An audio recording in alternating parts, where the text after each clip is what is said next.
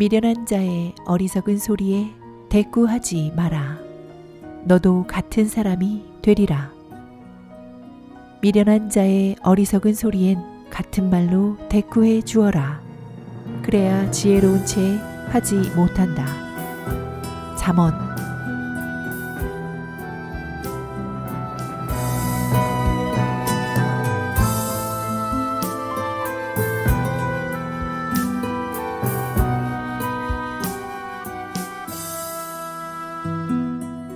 조지 오웰. 카탈로니아 장가.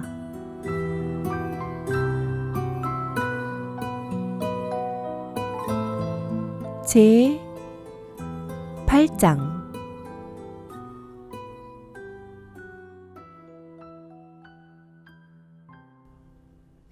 날씨는 점점 더워졌다. 이제는 밤도 견딜만 했다. 우리 흉벽 앞에 서 있는 총탄을 맞은 나무에도 실한 버찌송이가 달리기 시작했다. 강에서 목욕하는 것도 괴로움이 아니라 즐거움이 되었다. 접시만한 크기의 분홍색 들장미들이 톨의 파비안 주위에 포탄 구멍들 위로 흩어져 피었다. 전선 뒤쪽으로는 귀에 들장미를 꽂은 농부들이 보였다. 그들은 저녁이면 녹색 그물을 들고 메추라기 사냥에 나섰다. 우선 풀밭에 그물을 펼친다. 그리고 엎드려서 앞 메추라기 소리를 낸다. 그러면 순 메추라기가 그 소리를 듣고 달려온다. 메추라기가 그물 밑으로 들어오면 돌을 던져 겁을 준다. 메추라기는 공중으로 치솟으면서 그물에 걸린다. 따라서 숫 메추라기만 잡히다니 이 점이 나에게는 불공평해 보였다. 이 당시 우리 옆 전선에는 안달루시아인들이 있었다. 그들이 어떻게 그 전선까지 오게 되었는지는 모르겠다. 그 당시 돌던 소문으로는 그들이 말라가로부터 너무 급하게 도망쳐 나오는 바람에 발렌시아에서 멈추는 것을 깜빡 잊었다는 것이다. 그러나 물론 이런 설명은 카탈로니아인들 입에서 나온 것이었다. 그들은 안달루시아인들을 반야만인 종족이라고 공공연히 경멸했다. 실제로 안달루시아인들은 매우 무지했다. 글을 읽을 줄 아는 사람이 거의 없었다. 게다가 스페인에서 누구나 아는 것조차 모르는 것 같았다. 자기가 어느 정당 소속이냐 하는 것 말이다. 그들은 자신들이 무정부주의자라고 생각하는 것 같았으나 자신 있게 말하지는 못했다. 어쩌면 공산주의자들일 수도 있었다. 그들은 뼈대가 굵고 촌뜨기처럼 생겼다. 아마 양치기나 올리브 숲의 노동자들이었을 것이다. 얼굴은 저 멀리 남부지방의 강한 햇살에 검게 그을려 있었다. 그들은 우리에게 큰 도움이 되었다. 바짝 말린 담뱃잎을 말아 권련을 만드는 재주가 뛰어났기 때문이다. 담배 보급은 중단된 상태였다. 그러나 몬플로리테에서는 가끔 아주 싸구려 담뱃잎을 몇 다발 살 수 있었다. 모양이나 질감이 잘게 썬 여물 같았다. 맛은 나쁘지 않았다. 그러나 워낙 바짝 마른 상태라서 권련으로 만든다 해도 담뱃잎은 금세 쏟아져 나와 텅 빈 원통만 남곤 했다. 그러나 안달루시아인들에게는 권련을 멋지게 만 다음 양 끝을 안으로 말아 넣는 특별한 기술이 있었다. 영국인 2명이 일사병으로 쓰러졌다.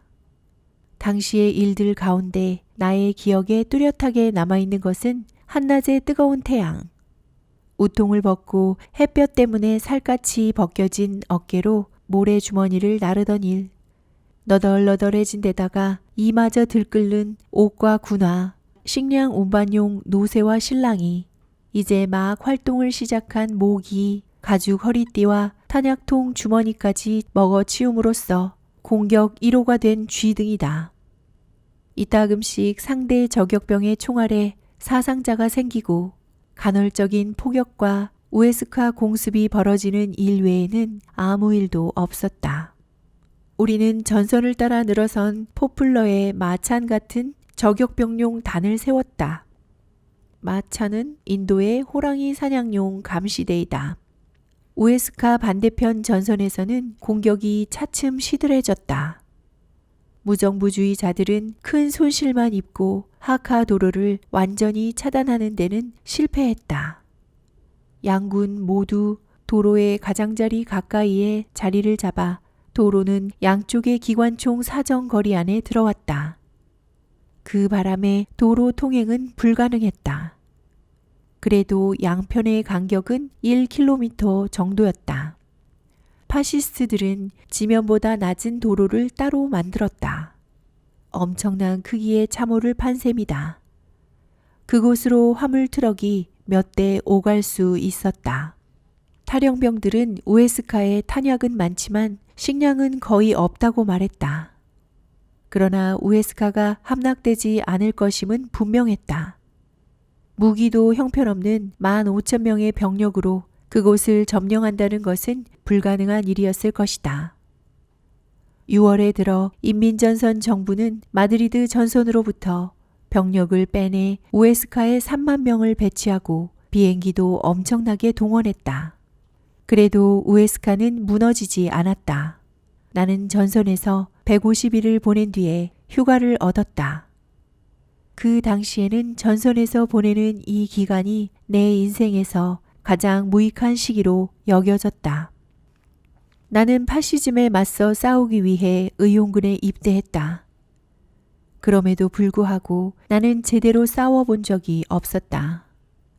마치 수동적인 물체처럼 그냥 존재하고만 있었던 것이다. 배급받은 식량에 대한 보답으로 내가 할 일이라고는 기껏 추위와 수면 부족을 견딘 것 뿐이었다. 어쩌면 그것이 대부분의 전쟁에서 대부분의 병사들이 겪어야 하는 운명인지도 모른다. 그러나 이제 와서 좀 더 긴 안목으로 그 시기를 돌아보면 전선에 간 것이 다 후회스럽기만 한 것은 아니다. 오히려 스페인 정부에 좀 더 효과적으로 봉사할 수 있었더라면 좋았을 걸 그랬다. 개인적인 입장에서 볼 때, 그러니까 나 자신의 발전이라는 관점에서 볼 때 전선에서 보낸 처음 서너 달은 내가 당시 생각했던 것보다 덜 무익했다. 그 시기는 내 인생에서 일종의 휴지 기간이었다. 이전에 살았던 것과는 완전히 달랐으며 아마 앞으로 살게 될 어떤 삶과도 다를 것이다. 그 시기에 나는 다른 방식으로는 결코 배울 수 없는 것들을 배웠다. 요점은 내가 이 기간 내내 고립되어 있었다는 사실이다. 전선은 바깥 세계와 거의 완전히 단절되었기 때문이다. 바르셀로나에서 벌어지는 일들조차 어렴풋이 짐작해 볼 뿐이었다. 대충 혁명가라 불러도 무방한 사람들 사이에 있었는데도 그랬다. 그것은 의용군 체제의 결과였다. 아라곤 전선에서 이 체제는 1937년 6월 무렵까지 근본적으로 변화가 없었다.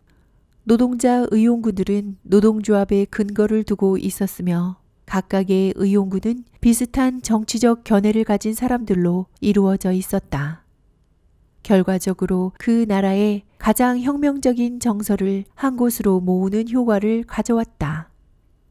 나는 우연히 정치적 의식과 자본주의에 대한 불신이 그 반대의 경우보다 더 정상으로 취급되는 공동체에 들어가게 되었다. 제법 규모를 갖춘 것으로서는 서유럽에서 유일했다. 이곳 아라곤에 모여든 사람들의 수는 10,000명 정도였다. 전부는 아니지만 주로 노동계급 출신이었다. 모두들 똑같은 수준에서 생활하였으며 평등한 관계를 유지하며 어울렸다. 이론적으로는 완전한 평등이었다. 실제적인 면에서도 완전한 평등에 가까웠다. 사회주의를 미리 맛보았다 해도 무방할 것이다. 다시 말해서 그곳을 지배하는 정신적 분위기가 사회주의적이었다는 뜻이다. 문명화된 생활의 여러 가지 일반적인 동기들, 예컨대 속물근성이라든가 돈을 악착같이 벌어 모으려는 태도, 상관에 대한 두려움 따위는 아예 자취를 감췄다. 자본주의 사회의 일반적인 계급 분리는 돈에 물든 영국의 분위기에서는 거의 상상도 할 수 없을 정도로 찾아보기 힘들었다. 그곳에는 농민과 우리만 있었다. 누구도 주인으로서 다른 사람을 소유하지 않았다. 물론 그런 상태는 오래 지속될 수 없었다. 그것은 지구 전체에서 벌어지고 있는 거대한 게임 속에서의 일시적이고 국시적인 한 국면일 뿐이었다. 그러나 그것을 경험한 모든 사람에게 영향을 줄 만큼은 지속되었다. 당시에는 그것을 아무리 욕했을지라도 나중에는 뭔가 신기하고 귀중한 어떤 것과 접해 보았다는 사실을 깨닫게 되었다. 우리는 냉담과 냉소보다는 희망이 더 정상적인 것으로 취급되는 공동체, 동지라는 말이 대부분의 나라에서처럼 허위가 아니라 진정한 동지적 관계를 의미하는 공동체에 속해 있었다. 우리는 평등의 공기 속에서 숨을 쉬었다. 지금은 사회주의가 평등과는 아무런 관계가 없다고 말하는 것이 유행임을 나도 잘 안다. 세계의 모든 나라에서 상당한 수의 어용문사와 말주변 좋은 교수들이 사회주의란 약탈적 동기를 그대로 놓아둔 계획적인 국가 자본주의에 불과하다는 것을 증명하느라 바쁘다. 그러나 다행히도 이와는 아주 다른 사회주의에 대한 비전도 존재한다. 보통 사람들이 사회주의의 매력을 느끼고 사회주의를 위해 목숨을 거는 이유, 즉 사회주의의 비결은 평등 사상에 있다. 대다수 사람들에게 사회주의란 계급 없는 사회일 뿐이다. 그것 말고는 아무런 의미가 없다. 의용군에서 보낸 몇 달이 나에게 귀중했던 것도 바로 이런 이유에서이다. 스페인 의용군은 그것이 지속되는 동안에는 일종의 계급이 없는 사회의 축소판이었다. 아무도 자기 이익에 급급해하지 않는 공동체.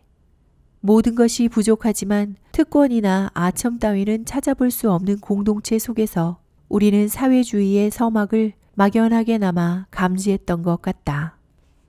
결국 나는 그것에 대해 환멸을 느끼는 대신 깊은 매력을 느끼게 되었다. 그 결과 사회주의의 수립을 갈구하는 내 욕망은 전보다 훨씬 더 실제적이 되었다. 어쩌면 이것은 부분적으로는 내가 스페인 사람들과 함께 있는 행운을 누렸기 때문인지도 모르겠다. 그들은 타고난 품위와 변함없는 무정부주의적 기질 때문에 기회만 얻는다면 사회주의의 초기 단계조차도 견딜만하게 만들어줄 사람들이다. 물론 당시에는 내 마음 속에서 일어나고 있던 변화를 거의 의식하지 못했다. 주위의 다른 사람들과 마찬가지로 내가 주로 느끼는 것은 권태, 더위, 추위, 더러움, 궁핍, 이따금씩의 위험 따위였다. 그러나 지금은 사뭇 다르다. 당시에는 그토록 무익하고 지루할 정도로 평온하게 느껴지던 시기가 지금은 매우 소중하다. 그 시기는 내 인생의 다른 시기들과는 워낙 달라서 벌써부터 마술 같은 속성을 지니게 되었다. 그런 속성은 보통 오래된 기억에서만 생기는 것인데 말이다. 당시에는 지긋지긋했지만 이제 그 기억은 내 마음이 뜯어먹기 좋아하는 좋은 풀밭이 되었다. 당시의 분위기를 전달할 수 있으면 좋겠다. 이 책의 앞장들에서 조금이라도 전달됐기를 바랄 뿐이다. 내 마음의 모든 기억들은 겨울의 추위, 의용군 병사들의 넝마가 된 제복, 스페인 사람들의 달걀 같은 얼굴, 모르스 신호 같은 기관총 소리, 지린내와 빵 썩는 냄새, 더러운 접시에 담아 후루룩 들이키던 함성내 나는 콩 스튜 등에 연결되어 있다. 그 시기 전체가 이상하리만큼 기억 속에 생생하게 남아있다. 나는 되돌아볼 가치도 없을 정도로 보잘것없어 보이는 사건들을 다시 살고 있다. 나는 다시 몬테 포레소의 개인호에 들어가 침대 역할을 하는 석반함 선반에 누워있다. 내 어깨뼈 사이에 코를 쳐박고 자는 젊은 라몬이 시끄럽게 코를 곤다. 더러운 참호 안을 비틀거리며 걷는다. 안개는 차가운 증기처럼 내 주위에서 소용돌이 친다. 산 비탈에 갈라진 틈 사이로 반쯤 기어 올랐다. 균형을 잡고 땅에서 야생 로즈메리의 뿌리를 캐려고 애쓴다. 머리 위 높은 곳에서는 의미 없는 총알들이 노래를 한다. 나는 몬테 오스쿠로 서쪽 저지대의 자그마한 도금양 나무 사이에 몸을 숨기고 엎드려 있다. 옆에는 콥과 보브 에드워즈, 스페인 병사 셋이 있다. 우측의 잿빛 민둥산에는 파시스트들이 개미들처럼 줄을 지어 비탈을 오르고 있다. 바로 앞에 파시스트 진지에서 집합 나팔 소리가 들린다. 콥이 내 시선을 끌더니 어린아이 같은 몸짓으로 그 소리에 야유를 보낸다. 나는 라 그라나의 더러운 마당에 있다. 양철 접시를 든 사람들이 스튜 솥을 둘러싸고 모여있다.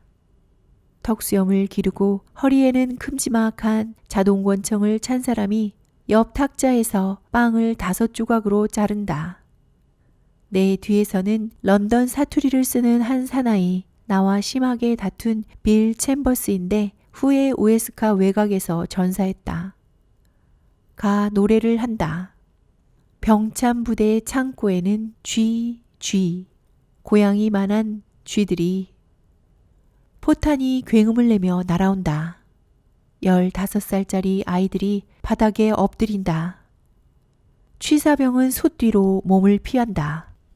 포탄이 100m 떨어진 곳에서 터지자 모두들 겁먹은 표정으로 일어선다. 나는 포퓰러의 울창한 가지 밑에서 보초선을 따라 걷는다. 물이 불어난 도랑에서는 쥐들이 수달처럼 시끄러운 소리를 내며 허우적댄다. 나는 우리 뒤로 노랗게 동이 튼다. 안달루시아인 보초는 외투를 머리에 뒤집어 쓴 채 노래를 부르기 시작한다. 중립지대 건너 1-200m쯤 떨어진 곳에서 파시스트 보초가 부르는 노래소리도 들린다. 4월 25일 예의 그 마냐나가 되풀이하던 끝에 다른 분대가 우리와 임무교대를 하러 왔다. 우리는 소총을 건네주고 군장을 꾸려 몬플로리테로 돌아갔다. 전선을 떠나는 것이 아쉽지는 않았다. 바지 속에 기생하는 이는 아무리 죽여도 계속해서 빠른 속도로 불어나고 있었다. 지난 한 달 동안 양말도 없이 지냈다. 군화 바닥은 거의 닳았다. 맨발로 걷는 것이나 다름없었다. 뜨거운 목욕을 하고 싶었다. 깨끗한 옷을 입고 싶었다.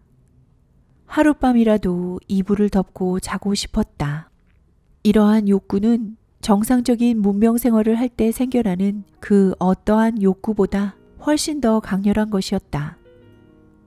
우리는 몬플로리테의 헛간에서 몇 시간을 자고 새벽에 화물 트럭에 뛰어 올랐다. 그리고 바르바스트로에서 5시 기차를 탔다. 운 좋게도 레리다에서 급행 열차를 갈아탈 수 있어 26일 오후 3시에 바르셀로나에 떨어졌다. 그러나 문제는 그때부터 시작되었다.